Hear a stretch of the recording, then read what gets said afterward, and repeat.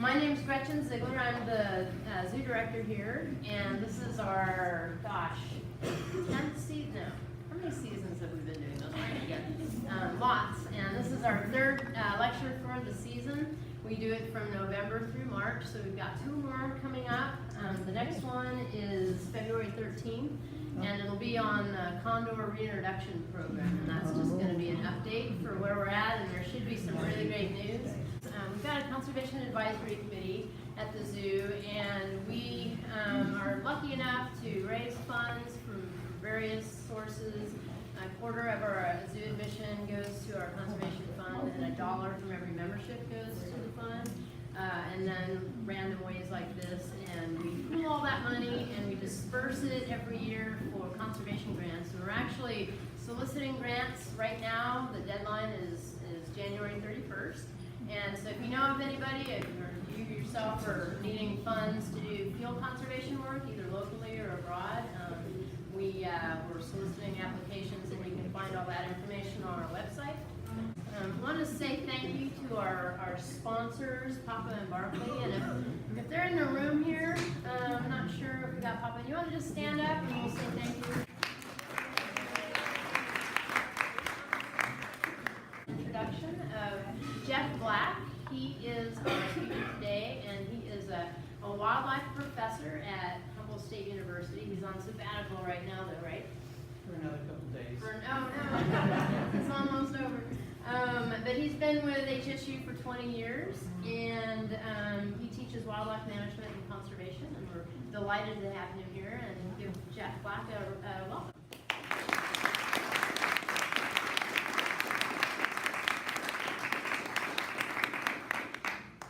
Well, thanks very much, everyone, for coming out on a rainy day, rainy evening. I don't think the otters mind the rain. Although, having said that, the waters do get muddy, don't they, for the first couple of days after it rains. And then they're challenged for that week or so after the first rains of the season. But right now, the water's clearing, and they're doing just fine, I should think. All right, so I'm going to tell you a story. And it happens to be a very fun story because it's a story of celebration. It's a story that we still have otters in the North Coast. Wild otters in the North Coast. That is not the case in very many places on planet Earth. We live in a special place, so we can celebrate. So this is a lecture of celebration. All right, here we go. So, jump straight in. There are 13 species of otters in the world. Different species of otters in the world. And this list up top indicates how threatened they are. Here's extinct. Here's least concern. And every one of the 13, except for one, is to some degree of being threatened along this list. This NT stands for near threatened. This is vulnerable, this is endangered, this is critically endangered, this is extinct in the wild. So if you look across this chart, there's only one LC, least concern. And that means it's not even of worry to the IUCN, the International Union for Conservation of Nature, who keeps tabs on all the populations of otters in the world. Often, or usually, we think of this critter when we speak of otters. When I say, oh, I study otters, someone will say in their mind, oh, aren't they so cute? Yeah, they're so cute. They have round faces with big googly eyes and tiny noses. And they float on their back. And they hold their young on their chest. And they crack the urchins and so on. And they just float, on their back all day. But the study around here is on a different species of otter. Now, when I say I study otters, then I'm going to tell you about this story about the North Coast Otters. This is the species I'm talking about. Here it comes, ready? Oh, it's very different. It's very different. It's got a big blockhead. Big blockhead. Tiny little eyes. Or ears. And big eyes. And huge long whiskers. This is the river otter that we have in this area. And this is the critter that you have in Watershed's display just outside as well, the North American river otter. Okay, it's not the one in the previous slide, which was the sea otter, which we have in California as well, down in Monterey, right? But they've gone extinct in our area, the sea otter. We have river otters. We have river otters that actually go in the ocean around here as well. But they're still river otters, and it's a type of one of the 13 species. Let me describe this one to you a little bit in its form and function. These whiskers, for a start, are all important. I often think of this critter very similar to a Labrador Retriever. Big blockhead, lots of whiskers involved and so on, and loves the water, right? Loves the water. These whiskers, when they're out like this, straight out, all of them are detecting movement in the water column. So when it's muddy water, they can still detect something if it's out there. And I don't think we know well enough just how far and how what, we need more research on those whiskers, but we know they detect movement, right? Okay. Here's the critter. Here's mom on the right with 2 pups. They live in a matriarchal system where mom and pup stay together for about a year, and then if it's a male pup, he leaves. If it's a female pup, she often stays with mom on the territory. Then the males go out and find each other and then travel together from female group to female group. It's called a matriarchal society. Here's a mom diving with the pup looking to where did she go? This is Clock Lake. Here's the pup diving with the mom, learning, as it were, on what's appropriate to be chasing under there. Here's a big dog, male otter. See this big boy? Big muscle dog. This is a muscle dog. Look at those muscles. Look at those webbed feet on the back. And that tail, which is just as long as the body. And the tail can get flat and be used like a rudder. This way, this way, this way, this way.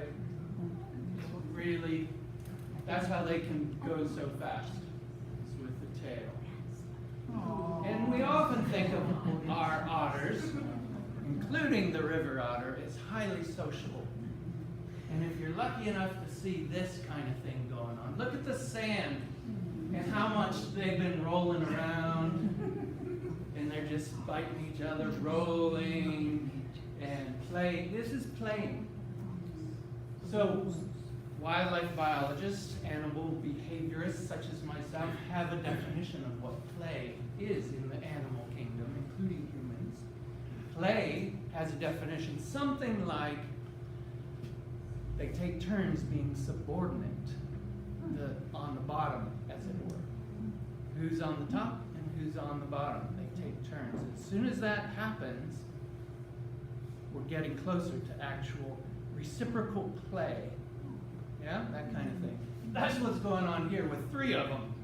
And this kind of thing happens in the water, it happens on land, and it's a real joy to watch.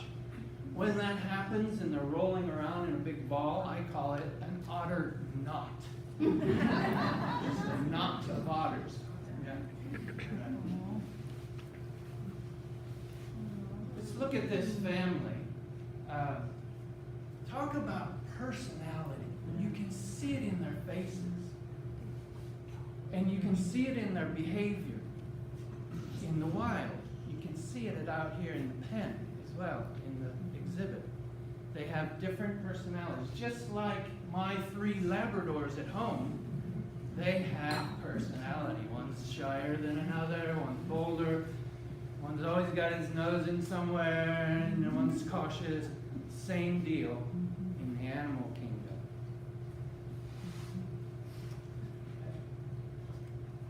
So, how do we know so much about otters in this area? I came here 20 years ago and launched this study. It's called a citizen science study. I opened up a study to all citizens to participate in the North Coast. And I publicized it through these little signs and in Eco News newspaper, and here at the zoo, you're invited to participate on the interp boards here and so on, to send us your records when you see a wild otter. And students at HSU have for 20 years been typing them all in. And we have about 6,000 records from 20 years of citizens participating. And when you added it up, it's about 4,500 different people have participated in the project. And that's a lot of people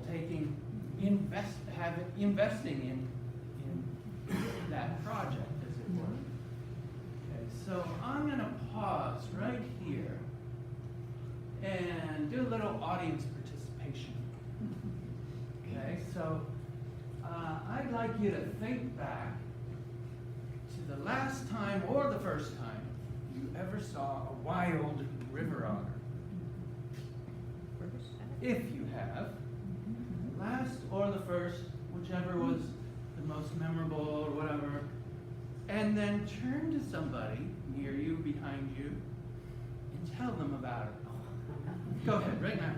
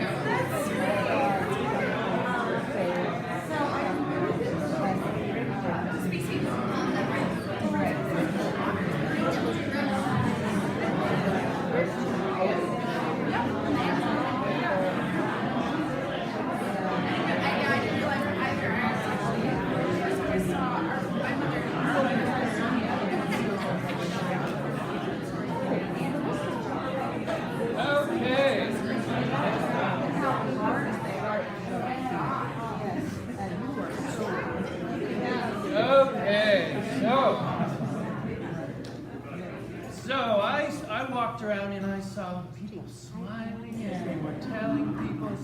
I heard some adjectives used, and it all seemed to be positive and excitement. We're dealing with a charismatic critter, I think, that people, somehow we connect with. Somehow. I don't know what it is. You could reflect on it yourself and try to put your finger on. But what I'm suggesting is that by running a citizen science project like this, where people would be asked to participate, that a sense of ownership could be built in what we have here on the North Coast, goes the idea.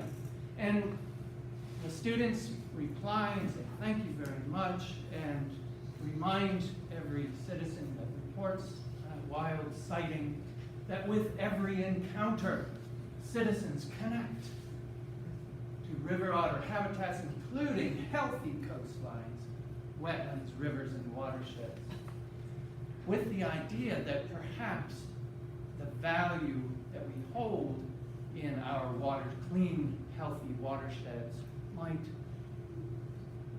be owned better, and therefore we might be more willing to protect it. Goes the idea. Okay? But I wonder if it's really working. If this sort of idea is really working, really changing values. All right? So I'm going to tell you a little bit more about an investigation that I'm going to launch to see if values are indeed enhanced through a project like this. All right, it has to do with this starting point. In an environmental ethics lecture that I give to my students at HSU, there's something called the burden of proof. Now, what that's about, it has to do with values, what we value. If we value the environment, like this picture up here of a wetland where otters would live, and then a development of some sort, if we picture that environment, this natural environment, with just instrumental value, then the burden of proof lies with the conservationist to argue to stop the developer. Instrumental value, the definition is that nature has value for humans only. If, however, on this other side, if nature has value, both types of value, intrinsic value and intrinsic value is value in and of itself.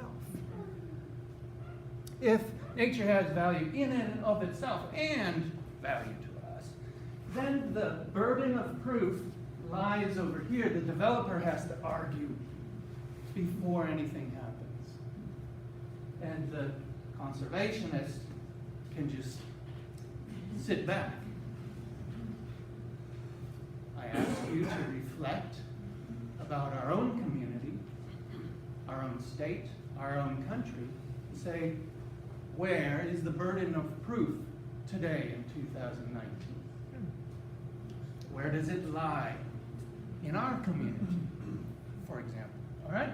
So, this idea that a citizen science project might be able to influence, might shift this from one side to the,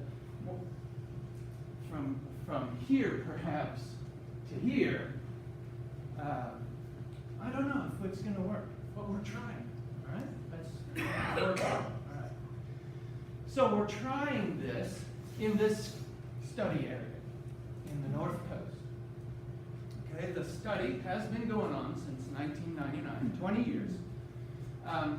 It focuses on Humboldt and Del Norte, otters in Humboldt and Del Norte, but what we were interested in is all the rivers that flow to the coastline and enters the ocean in Humboldt and Del Norte.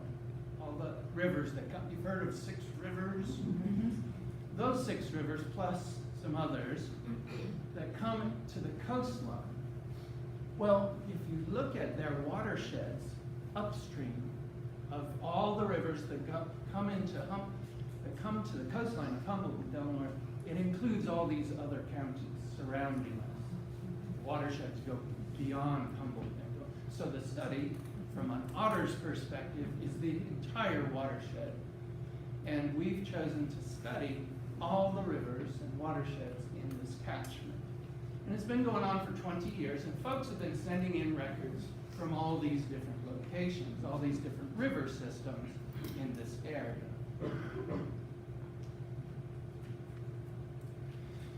It started with a simple question. Do we have a healthy otter population in this area? And how could we possibly find out?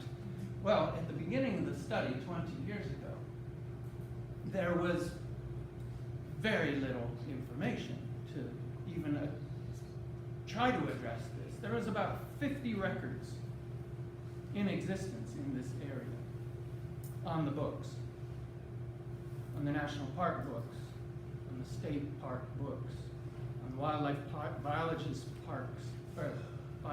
in this area. There's only about 50 records. No idea how many otters we had or if it was a healthy population. So how do you collect it? So we started opening the gates and saying, send us your records.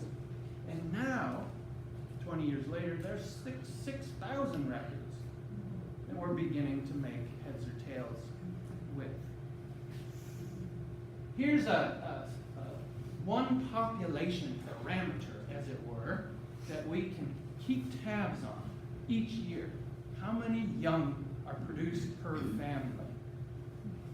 Right? And so, what's the litter size? And if in a healthy population, if there's a population that is suffering, you might predict that the litter size would go down. You'd start seeing it decline over time if it was getting worse and worse and worse and worse. If the habitat was getting worse and worse and worse and worse, that kind of thing. So with this population parameter, we're able to say, hey, it's looking stable. The litter size of average of 2 pups per female is stable over this 15-year look. Okay, so that's one indication that we got a healthy population. How many do we actually have? How many otters do we actually have?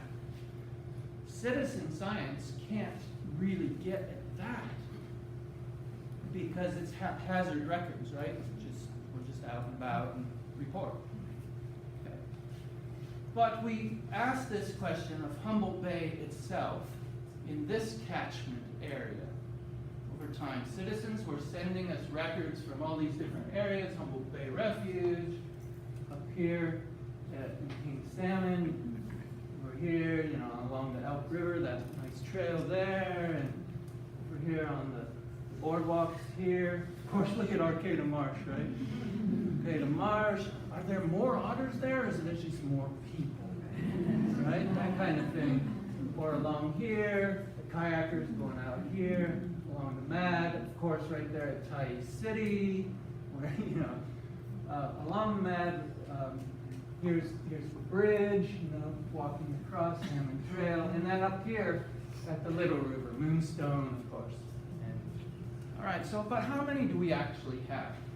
So what I thought, my best estimate, based on citizen records, the largest count in any one year, that kind of thing, I thought we have 24 otters in this area, which is not too bad, 24. 24 top predators in this system. It's like saying 24 lions in a mountain system or something, but in a wetlands, in a coast, it's like 24 top predators in this kind of habitat. All right, so that's pretty cool. So we asked, with Michaela Zickman's Gunther's help and her student, we started collecting scat, otter scat. And every time an otter has a scat,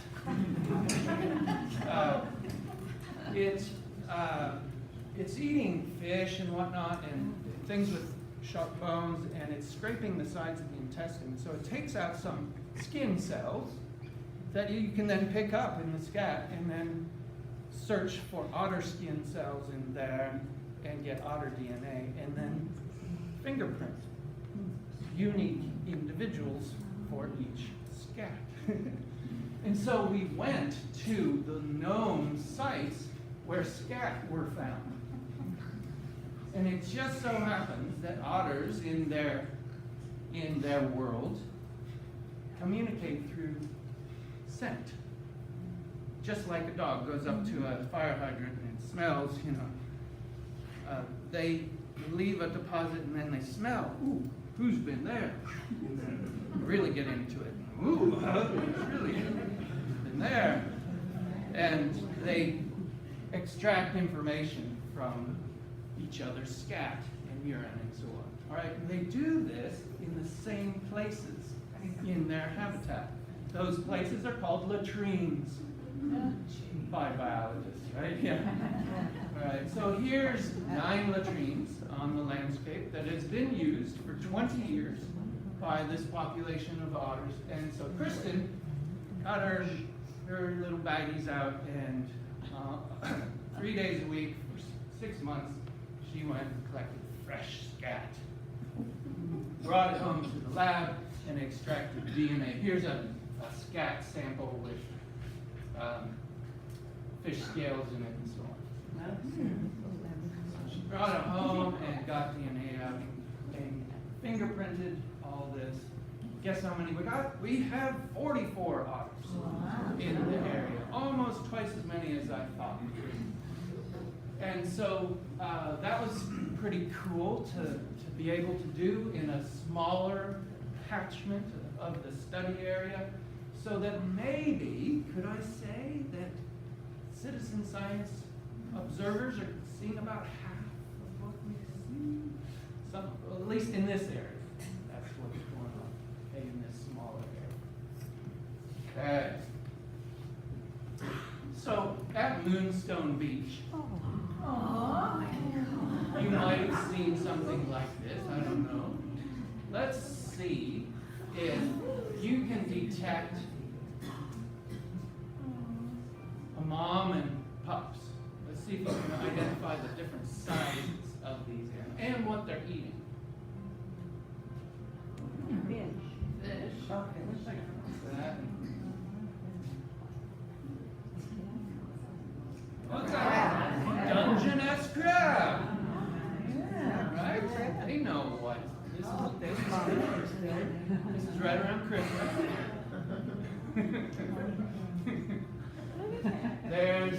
Is that the mom? The big one?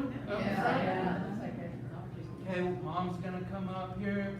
There's a little one. Could you see the difference? Yeah. Those pups are half the size of that mom. That head was half the size. So those are young pups. So that's what we're asking citizens to do, to find out how many pups are produced in each area. Here's pup calling. And they're swimming across the river now to the bank here. This is the sand bank going upstream beyond Moonstone, up the little river. And look, there's a little dance going on up top there, and the pup is watching. The pup's going to come up and do the same. That's the latrine. And they do the little dance to get it out. Right. Right. Wait. And so otter scientists know where these latrines are and can go find out who's been there and what they've been eating. So it's a wildlife biologist's dream to study wild animals. Now, when students come to HSU as 17, 18-year-olds, and the bird, people who love birds will show them how to use binoculars and identify the birds as they fly. And then the mammal kids come in and say, oh, I only like mammals. Where are they? Where are they?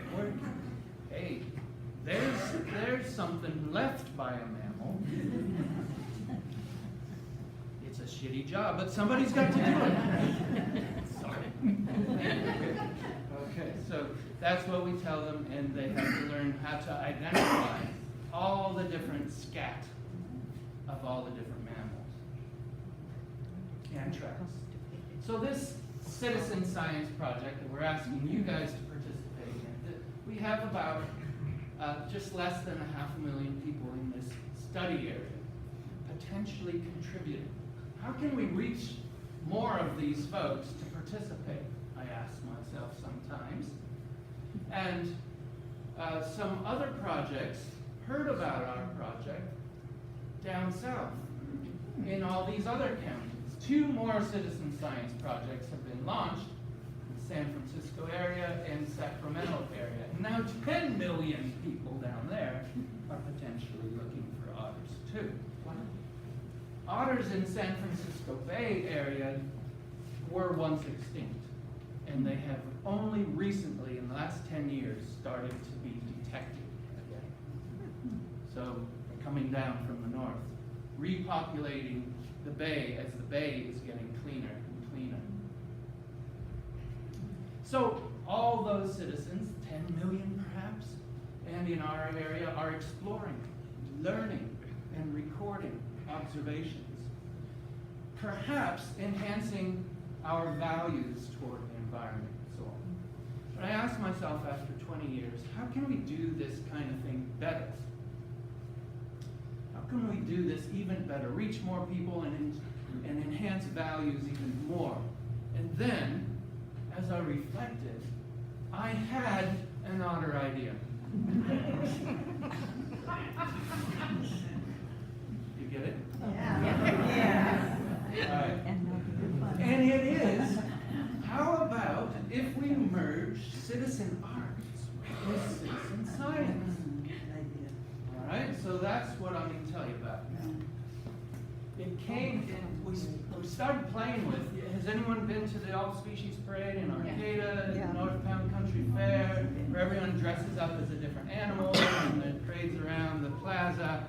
And here's my students and I, here's me, and this one here's this is the wildlife professor, this is the art professor, and we started merging art and science and walk around the plaza with a big banner, and if we hear somebody on the street saying, oh, I saw an otter, let me give them one of those little cards. Oh, tell me. So how can we do this better? After all, science and art are trying to do the same thing, trying to explain the world that we live in. We're doing it from different perspectives, perhaps, but we're trying to explain the best we can and share what we're seeing and interpret what we're seeing to everybody who will listen. And where we meet is we both share wonder of the world. Okay? So we could combine these two and perhaps make progress. After all, science is having a hard time in the public eye these days. Yep. And we're even having to hit the streets to march in support of science. Were you on this bridge? Here's me with some students from HSU. We were flying the banner called Natural History Science using our pizza box and marching on behalf of science, natural history science. Okay. How can we do this better? I have another idea, right? Okay, so here it is. Introducing North Coast Otters Public Arts Initiative. All right. So I stumbled on this idea on vacation in England. I was on vacation in England 2 summers ago. It was on Dartmoor, in Dartmoor National Park. There's a park with a moorland, big hill, and rain falls and comes into these little creeks and creates rivers and flows into, there's a Dart River and another river on the other side, and otters over a different species of otter in England, the Eurasian otter, is endangered. But they're making a comeback here in this national park, in these rivers.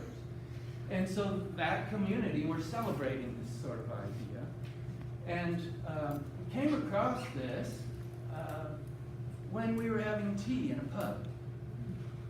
We were in a room at the pub, having a cup of tea, and sitting in the corner, standing on the corner on a 4-foot-tall plinth, a 3-foot-tall otter was standing upright, and it was painted in flowers. It looked like it was coming up out of a wetland in bloom. Its head was sticking above the flowers. And it was so cool when we were drinking our tea. And during the tea, 35 people came in and got selfies with this otter. And picked up a little guidebook, like this one.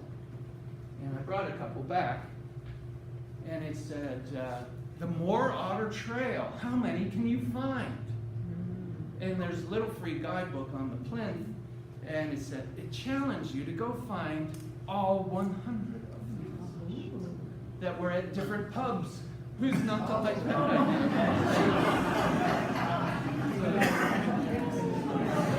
So let's pass these around. And there was a guidebook, there was maps, there was a website. I'm going to describe it to you here. So here's where it is. Here's England. It's down in the south. Here's Dartmoor National Park. In Devon is the county. And there were 100 otters surrounding the national park and all the towns and villages. And here's my wife Jilly standing next to one in a visitor center. And here's another one here, another one here. And they're online. You can click each of these otter heads to find out the name of the place to go visit and the address to go find them. All 100. It was located in 22 towns in the area where 30,000 people lived, where 3 million tourists came every summer. We have 2 million coming through our area, by the way. And they had 100 artists, local artists, paint these in their different styles. Here's the guidebook up close. You can flip pages to find out where they are. You can keep track of how many you see, which ones you see. Write the code down, tear this piece of paper out, send it in, and win a prize. Cream tea for 4, 1 night family dinner, 2 nights stay at the bed and breakfast, that kind of stuff, right? And if you get 20 and take it to the visitor center or to the zoo, for example, and show that you have 20, you can get your otter spotter badge. All right, so that kind of thing. And then each of these otters were sponsored by local businesses. And it was just so much fun. So we landed in Dartmoor National Park, planning to have a week vacation in this area. We didn't know anything about the otter thing going on. And here's Jilly with that first otter with the flowers. And here's me with my favorite one. This one was called Otter Banksy. This one was called right there with the bee. So we both got in that one. And this one was outside in the rain, being protected. This one was actually locked in the pub. The pub wasn't open, so we used our binoculars. This one was near a local prison.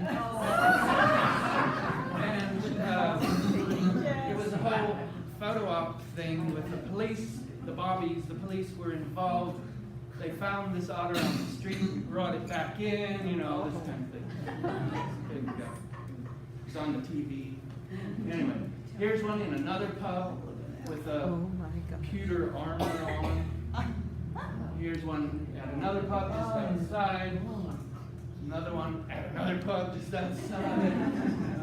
Here's one inside a pub. And so they're on these 4-foot tall stands that you can lean, I can lean on, sort of thing, with a slot to give little donations, and a sign like this, where you were encouraged to bid for this otter on the website. My God. They auctioned them off at the end of the summer. Okay. And here's one underwater scene. Oh my God. Here's another one. This one's called Colin, the Rescue Otter. And here's the auction site. Yes. Quick question, was there a different artist for each otter? Yes, Yes. absolutely. 100 different artists. Yeah. That was what was so cool. That so many people were participating.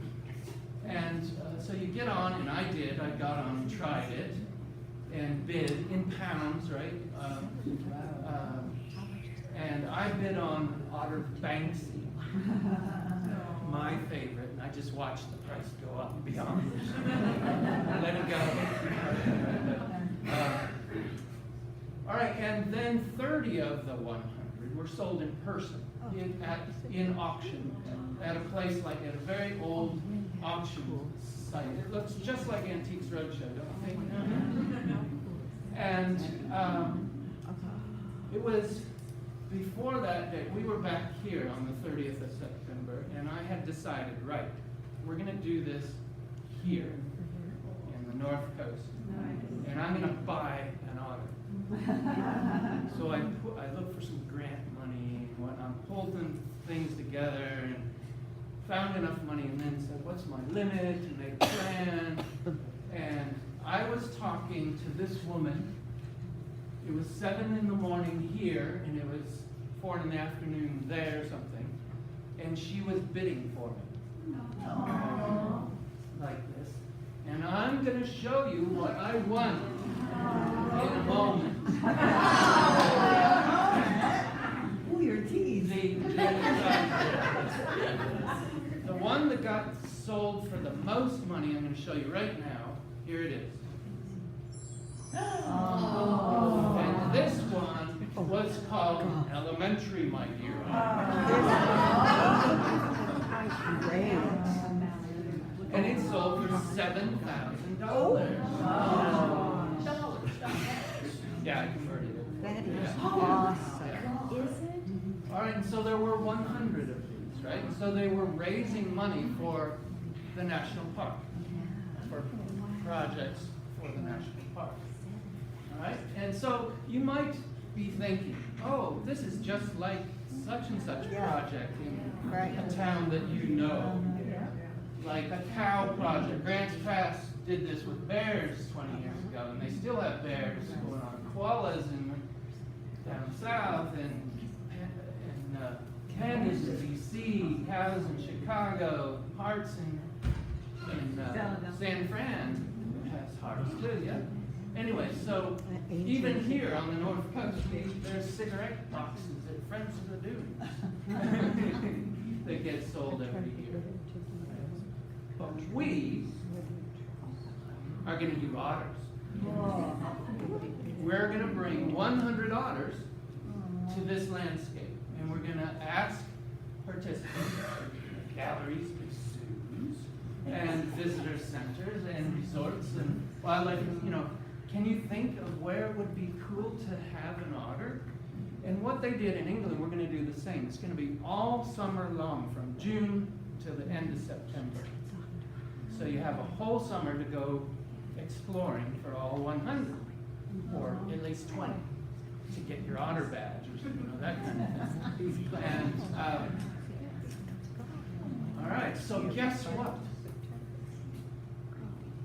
This place is going to have an otter.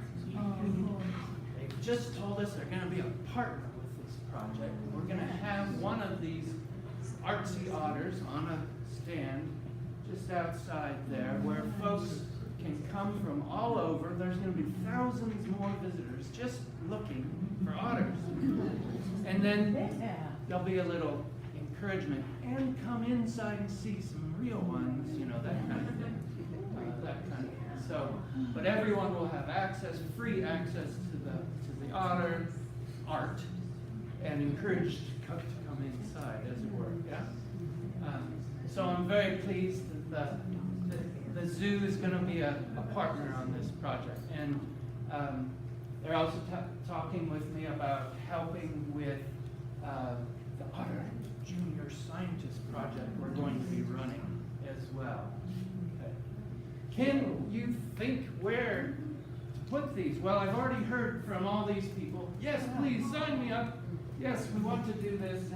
And money's coming in, sponsorships are coming in. Everyone's loving this idea because it's a celebration. And the slogan for the project is North Coast Otters, a public arts initiative, merging citizen science with citizen art, and then promoting clean water, healthy habitats where we live and play. So that's what we're trying to promote. And perhaps more people will participate in the citizen science project down the road as well, and values toward the environment, toward art, culture, ourselves, our children, our animals, our clean water. Everything might just sort of be elevated. Guess what? We need to study this to see if it's going to happen. It just happens to be a university nearby with loads of students looking for projects. And there will be at least 2 master's students doing surveys and whatnot before, during, and after to see if values are indeed changing when you merge art with science. Interesting idea, we'll see, it's an experiment. Good thing it's going to be fun. It's just going to be fun, so it's not like work or anything, it's fun, right? And everyone can enjoy and participate. So what do you think? What do you think? Excellent. Promoting clean water, healthy habitats. So think of one word that would describe what you're thinking, one adjective, what you're thinking, and turn back to that person right now and tell them that one word. Try, it's a challenge, one word. Joyful. Tell one word to everyone, to your partner. What's your celebration?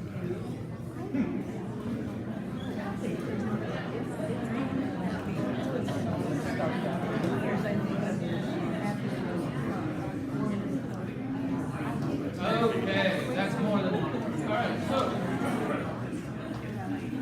very good. Do you have all the artists already? No, we don't. You don't? We're looking. Yeah. All right, so now comes my pitch to you on how to join us in this project. What do we need to make this happen? All right? So here comes the. But first, here's what it looks like. You get a blank canvas. The artist gets a blank canvas. It's made out of resin. It's hollow. It weighs 10 pounds. It's made out of resin with fiberglass sheets holding these in place. We're going to use the exact same model. Our English artists are going to donate it to us. And we only have to pay to have them made, sort of thing. And then this artist painted a scene of Dartmoor and the birds and the flowers on the moor. Can you imagine doing that here? At Moonstone, or at Red Creek, or up a watershed, down a watershed, on a coast. It's going to be beautiful. It's going to be fun, right? Do you think we can do it? Just look at this. Look at this sweatshirt. Watch. Do you think we can do it? Here comes the answer. Yes, we can.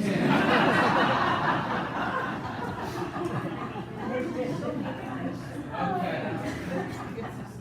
So the artists are going to be given some kind of guidance.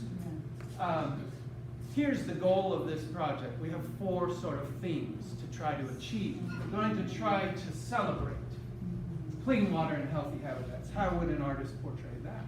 Celebration. We're going to enjoy our wild places. How would an artist portray that? we're going to embrace what we have here, our local vibe, culture, and tradition. And we're going to definitely try to connect with science and ways of knowing. All right, so we're going to have quite a variety, right, under these themes. Lynn Risling, a local native artist, is joining me with trying to promote this idea, where we're going to rest this whole project on a foundation of original symbols and art that was here before, here first. And then we're going to rest this sort of the foundation for the whole project, celebrating our local native tribes and the story about the otter as each watershed of the old stories. We're going to take this to the schools. We're going to have Otter Art and Eco Days at the schools in the spring prior to the summer. We're talking about not this coming summer 19, but 20, when this is going to happen. But in the spring prior to, so spring 20, about a year from now, we're going to have mini otters, paper mache otters and so on, being painted, and watershed scenes being created and so on, and having different projects in the schools.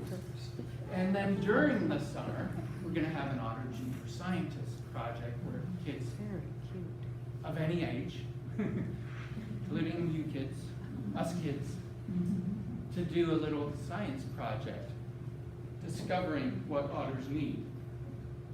All right, so this Otter Junior Ranger project will be so much fun. We're going to have an app, phone app, that each one can be scanned in sort of thing, and a little project pops up, or we'll have a little guidebook, old style, and we're going to have a web page that's supported, and we're going to have the same sort of competition. How many can you find?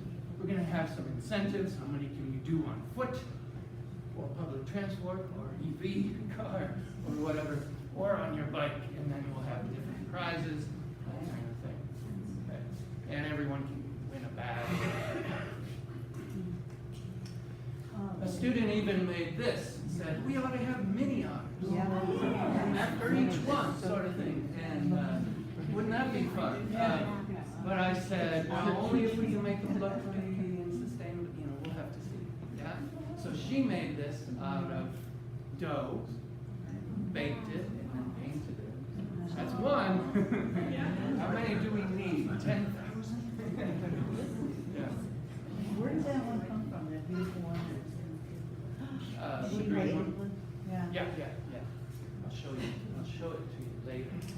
All right, so I'm also going to offer an invitation to anyone out here in the audience who might be more inclined to theater, film, and dance.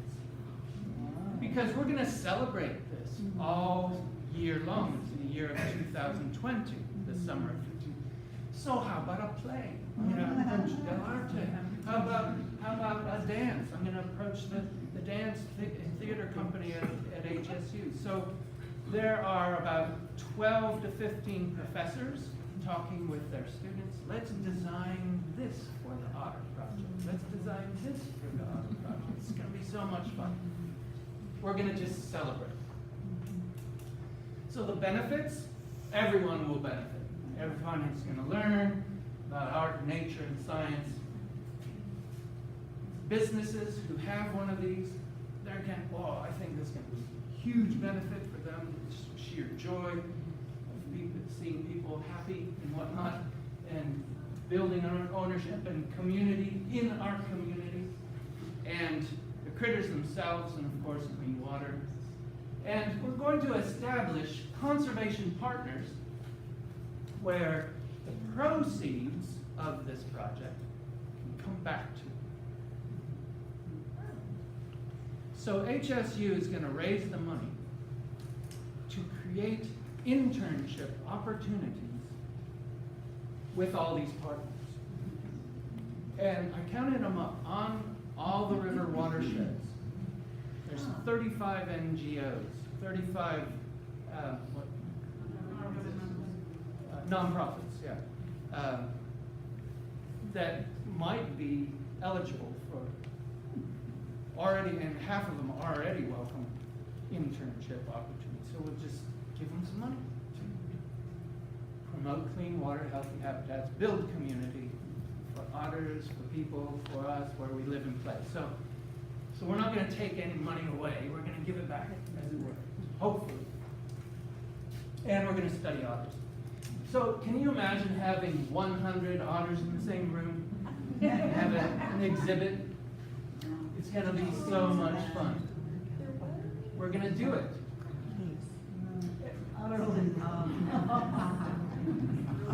Okay. So here's how you can participate. All right? So people are jumping in and joining us. So each otter is being supported.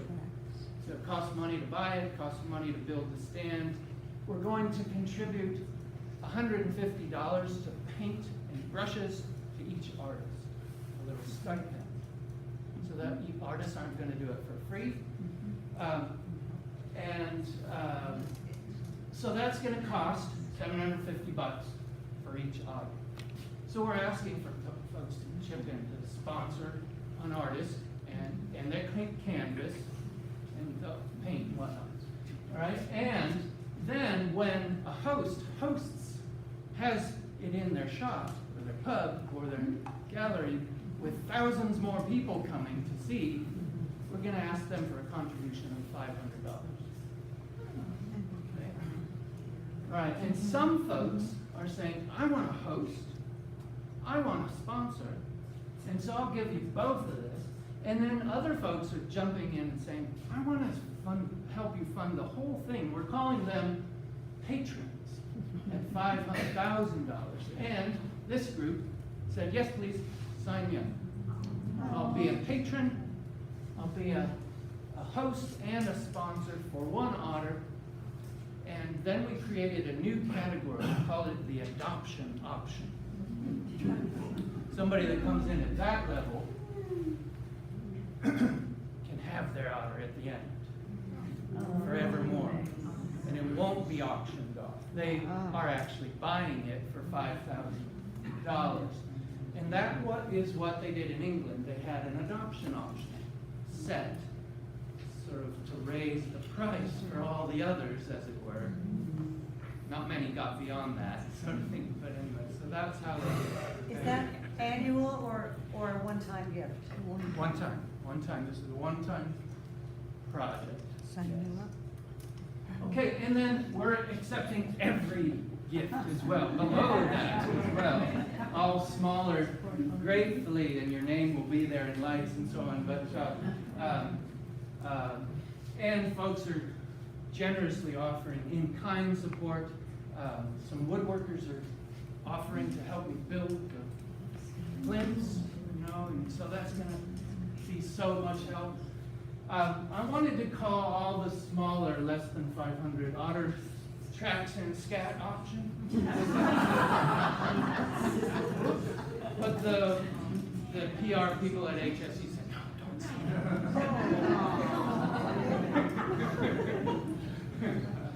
All right. Okay, so there we go. Hoping to have stakeholder ownership in our natural world. I think we'll have happy faces.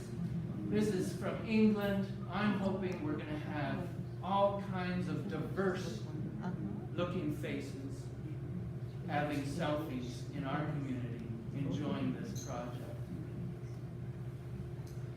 And now it's time to show you the one that I got.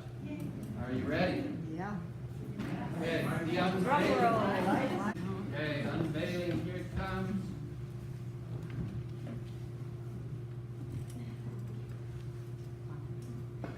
Ta-da! Very cool.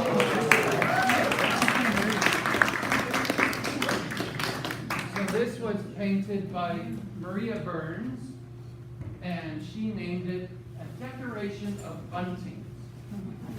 Those are sorrel buntings that are endangered birds up on Dartmoor.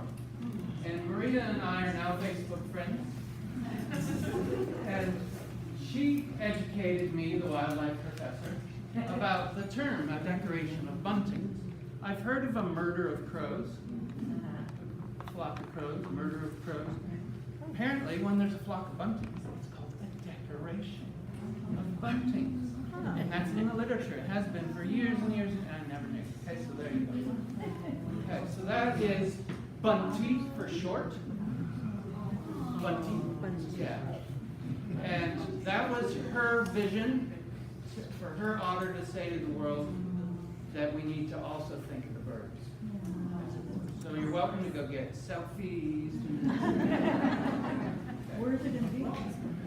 That one's on tour, like this. Yeah, that one's on tour. So this one's brought over shipped from England to help me put on this project. Okay, so very good. That's the end. Well, I had asked the question. I assume hosting is just for the summer because you'll be auctioning them off after. That's right. We're going to do the auction too. Yep, here. So you get the otter at your business, but only for a few months or? From June to the end of September. Okay. How are the artists chosen?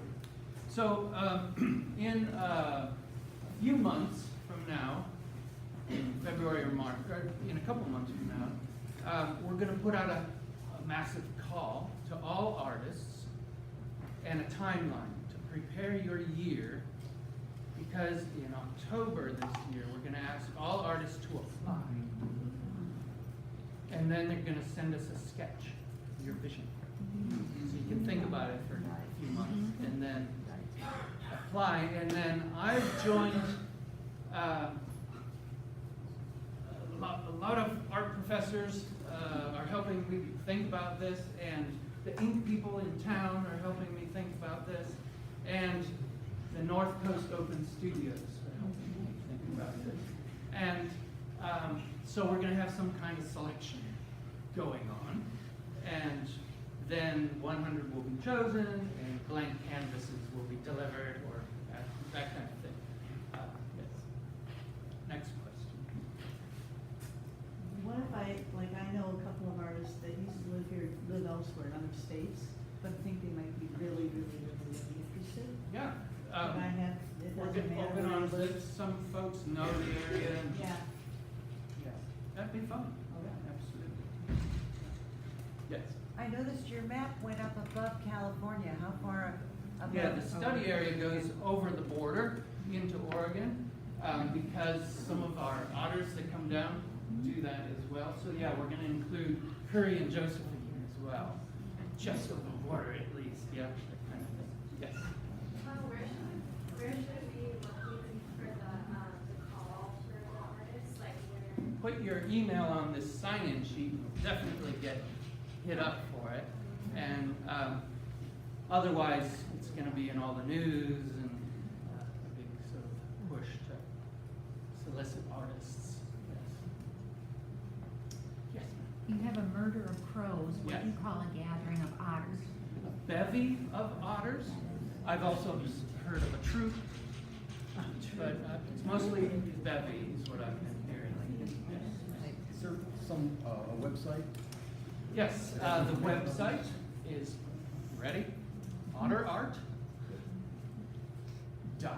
.humboldt.edu, and that's the email address as well, otterart@humboldt.edu. And I have a few flyers up here for business owners to take away. If you're deciding if you want to come in at the patron $5,000 level, or just $750, or $500. All contributions are going to be gratefully received, and we're doing this sort of. We're asking 100 sponsors, and 100. That's 200 potential participants, and all of their clientele. This is a community building project. It's just going to be so much fun, I think. Yeah. Just wondering, is resin of plastic, or what is it we have? I don't know the answer. I don't think it's plastic. Any artists know the resin? Fiberglass resin? Sounds like fiberglass resin. Yeah, it's fiberglass sheets inside. I don't know that. Yeah, I was just wondering if it's possible to make them out of ceramic or clay or. Yeah, so it'd be a lot heavier. And, yeah, we're going with a company that's been doing this for 20 years, with a good product that's not gonna, yeah, that kind of thing. That's been a big choice that we've gone through, yeah. Sponsorship. Yes. Do the sponsors have you had talked about being able to keep the, otter, rather than have it auctioned off? The adopters do for a big price, thousands. Like, 5,000. okay, that's the 5,000. Yeah, Okay. that's the adopters. I think we'll wrap up questions. If you have more, please